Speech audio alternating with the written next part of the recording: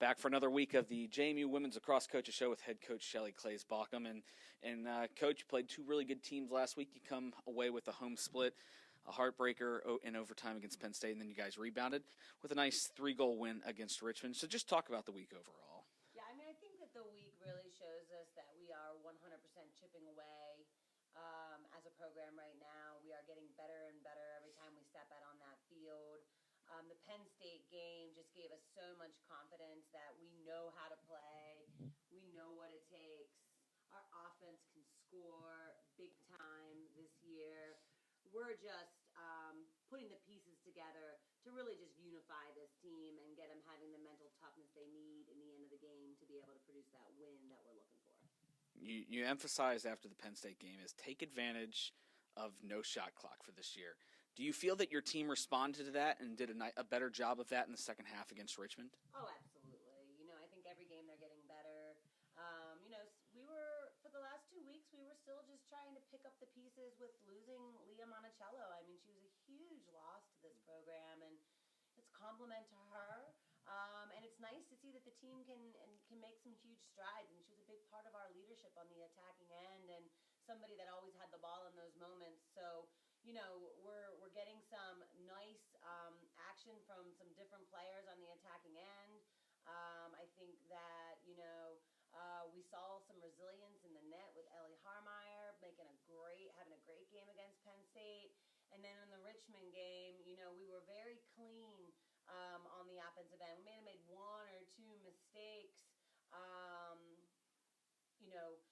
just not maintaining possession every single time. But, you're going to have mistakes. It's a game of lacrosse. There's going to be a lot of shots. There's going to be a lot of goals. And you're not going to be perfect out there. So we're not afraid of those mistakes. We just want to make sure that we're trying to control as much as we can out in the game on the offensive end. And I thought we saw a much more poised, a much more clear, connected offensive unit who was willing to put the unit first. There were a ton of goals scored in the Penn State game. So, I mean, it was go, go, go the whole time.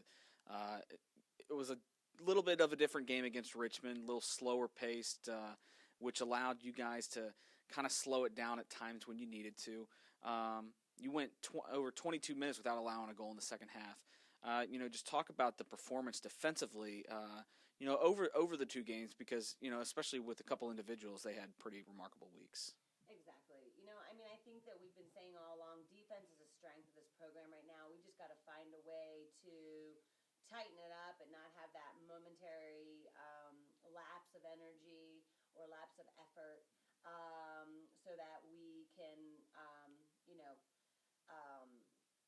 just find confidence, again, in that second half mentality. But when we rode them and we put some pressure on them early in the second half, they really responded well. I thought they tightened up. We started winning the draw again. We started, just having some really strong on-ball presence, some really strong slides to the ball. The ball was on the ground, and we were just cleaning up all the trash. So, to be able to see my team respond in the second half when the game was on the line, it's all I'm asking for as a coach, that they are willing to be coachable, that they recognize what they need to do to make changes, and then they're willing to take action towards becoming a better program. So, I am very pleased with the improvements that we've been making. I think that any one game we're seeing different individuals step up.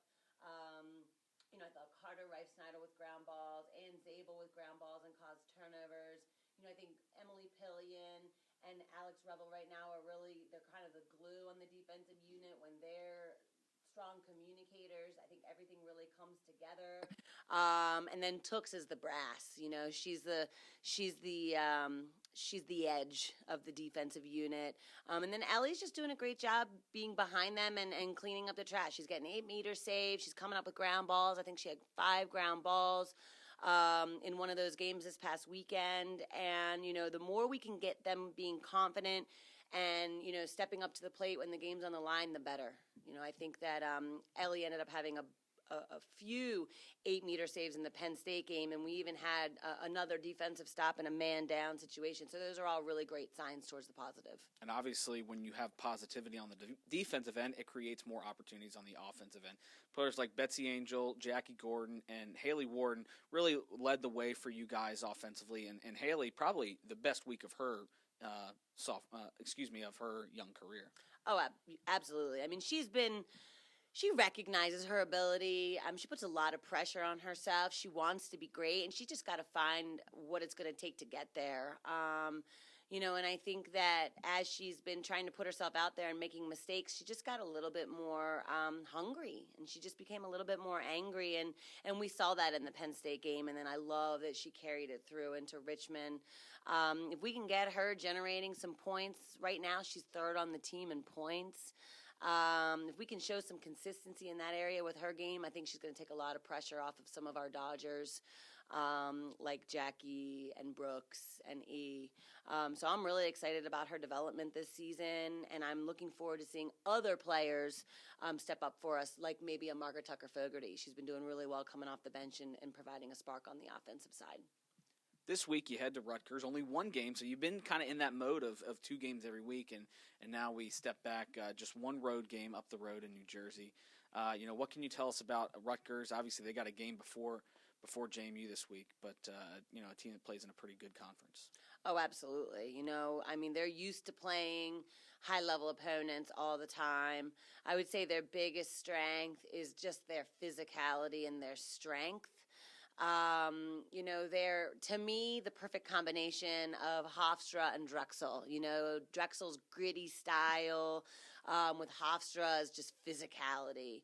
And so it's going to be a great preparation for us leading into conference. We're going to have to combat, a lot of different aspects of the game. The 50-50 balls around the draw and the ground balls, that's a strength of theirs. And so we're going to have to come out really fighting.